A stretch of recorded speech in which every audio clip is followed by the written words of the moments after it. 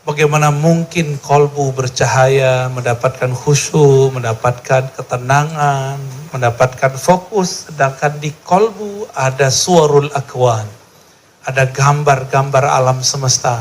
Muntabi'atun, masih terlihat bayang-bayangnya di dalam cermin kolbu. Berarti di kolbu itu ada cermin, dia bisa menangkap bayang-bayang di depannya, benda-benda di depannya. Nabi mengatakan, jika engkau sholat, maka visualkan seakan Allah di hadapanmu. Sehingga masuk ke dalam cerminan kolbu. Bayang-bayangnya Allah itu nurnya Allah, masuk ke dalam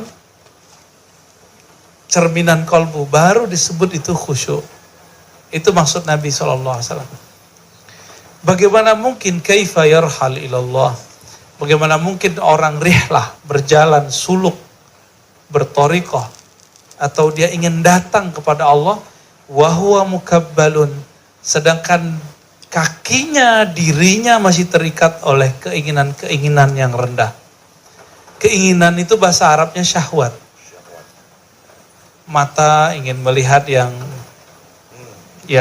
bening-bening, bening air kali. Telinga pengen dengerin suara yang indah-indah. Lidah pengen makan yang lezat-lezat. Perut, Bang Dik tuh korban. Ya. Ada perut yang lebih maju dari Bang Dik? Sebentar lagi hamil. Udah berapa bulan Bang Dik? Jalan 3.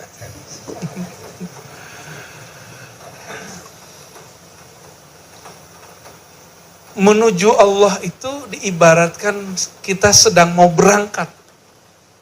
Tapi di kaki masih ada ikatan. Bisa nggak jalan? Nggak bisa. Ikatan itu namanya syahwat. Selama masih ada niat-niat kepada selain Allah, maka kita tidak akan pernah sampai kepada Allah SWT. Maka teman-teman, kalau zikir tuh jangan pengen kaya. Kalau pengen kaya kerja. Ya. Kalau ke kuburan tuh jangan minta sesuatu. Ke kuburan itu ingin melembutkan kolbu. Ke kuburanmu.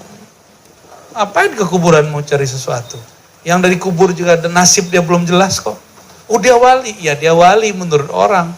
Kan dia sendiri belum tentu merasa dirinya selevel yang orang bayangkan. Betapa banyak kuburan diziarahi, dianggap wali, yang di dalam lagi sibuk.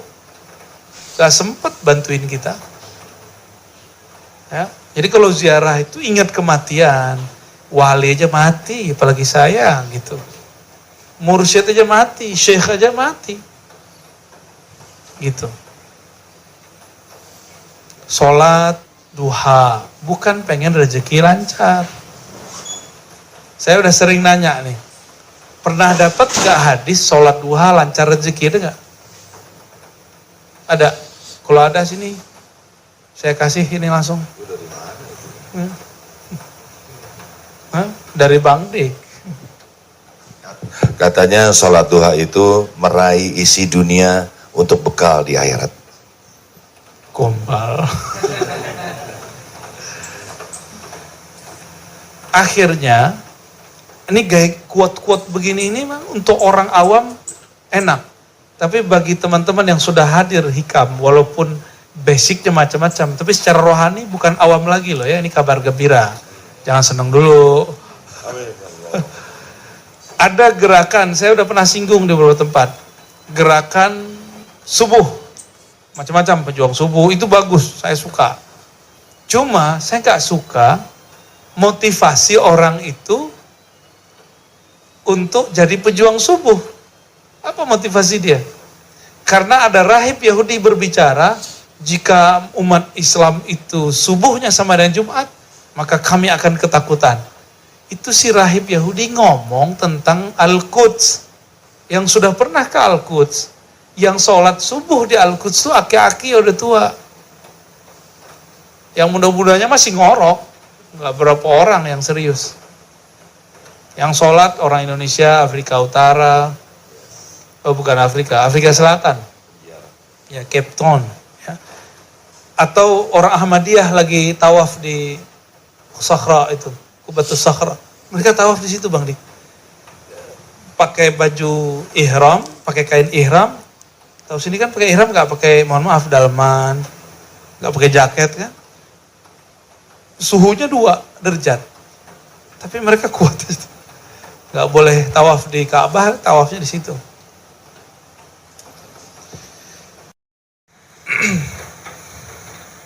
Am kaifa yatma ayadkhula hadratallah wa lam yatatahhar min janabati ghafalati. Ada orang pengen merasakan Allah hadir dalam dirinya, hadir dalam kolbunya, hadir di dalam dirinya, dalam kolbunya. Kolbu itu kan masjid, Bang Dik. Kolbu itu Baitullah. Kolbu itu adalah masjid, tempat menyembah Allah. Ke masjid itu bukan kubah. Kubah itu bisa jadi gereja, bisa jadi sinagog, bisa jadi rumah ibadah Majusi. Jika di dalam masjid itu ada orang sholat, itulah yang disebut masjid. Tubuh orang yang sholat ini belum tentu dia benar-benar sholat. Cek kolbunya. Apakah kolbunya menyebut nama Allah? Maka inti dari masjid itu adalah masjid yang ada di kolbu ini. Jadi kalau musim corona, masjid ditutup, silakan. Kita masih punya masjid di dalam kolbu. Jadi antum jangan macam-macam juga. Cuma kita ancam juga sih orang yang nutup-nutup masjid. Jangan terlalu sedih gitu ketika masjid ditutup. Di sini kan masih ada masjid. Ya. Masih ada tempat menyembah Allah dalam kolbu. Nabi mengatakan wa ju'ilat liyal ardu masajida. Allah jadikan bumi, hamparan bumi itu sebagai masjid bagi umat Muhammad sallallahu alaihi. Dan buminya jiwa kita itu di kolbu. Paling bawah dia, paling luas, apapun dimasukkan tumbuh. Ya, maka talqin itu kan seperti menanam biji, tumbuh dia nanti. Ilmu juga sama, kayak menanam biji nanti dia tumbuh. Bagaimana mungkin mau merasakan Allah hadir dalam diri, tapi kita belum mandi dari junubnya kelalaian.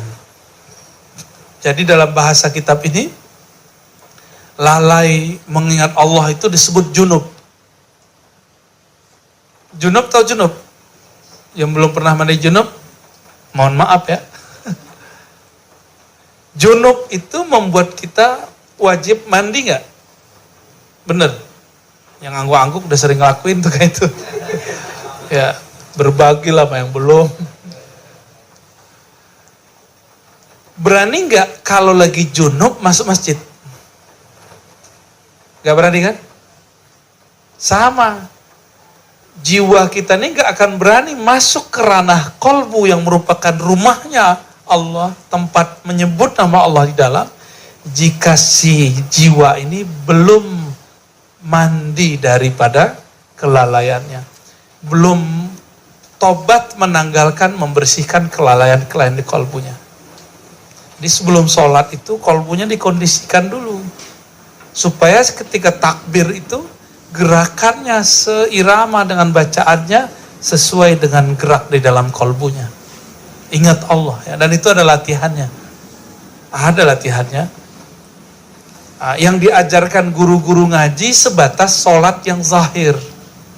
Cara ngangkat tangan, ruku, sujud. Makanya ada yang dulu sebelum pandemi itu ngejar-ngejar kaki Bang Dik tuh. Pernah jadi korban gak? Kakinya dijepit. Buya Zul Asfi udah sering. Dijepit ulang sama dia. Nakal itu. Kadang-kadang dia begitu. Kakinya malah dikecil-kecilin. Akhirnya yang samping tuh begini kakinya. Ngerjain, iseng. Kan dia wajah-wajah iseng, makanya jadi ustadz kan. Apabila seorang yang junub merasa gak pantas masuk ke rumah Allah, masjid, maka jiwa yang masih junub karena kelalaian tidak akan berani masuk ke dalam masjidnya kolbu. Itulah yang membuat kita gak pernah menikmati zikrullah, gak akan pernah usul nyambung hadir bersama Allah Subhanahu wa ta'ala. Oleh karena itu teman-teman, kalau mau zikir istighfar dulu. Ya, jadi benar tuh Bang Dik mau ngaji ya istighfar. Gimana cara Bang Dik? Istighfar. Gimana? Suaranya gembas-gembas gitu ya. Aneh nggak bisa nyobain Bang Dik. Suaranya mah unik, nggak ada di dunia ya.